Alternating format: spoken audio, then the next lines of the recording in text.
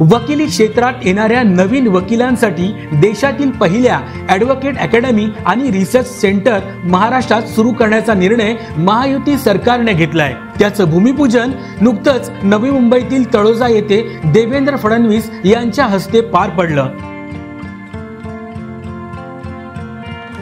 या अकादमीचं महत्त्व लक्षात घेऊन देवेंद्र फडणवीस यांनी 10 कोटी रुपयांचा निधी देणार असल्याचे जाहीर केले आहे। शासन आणि समाजाला ही अकादमी अतिशय उपयुक्त ठरणार आहे। तसेच यामुळे न्यायदानाच्या क्षेत्रात उत्तम काम होईल। त्यामुळेच येथे शिकणाऱ्या वकिलांना विद्यावेतन देण्याचंही फडणवीस यांनी स्पष्ट केलं आहे।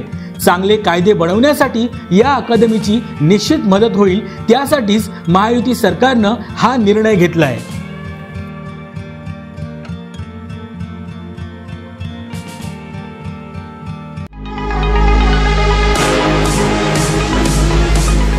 राम एजन्सी सादर करत आहे Samsung big TV festival offer.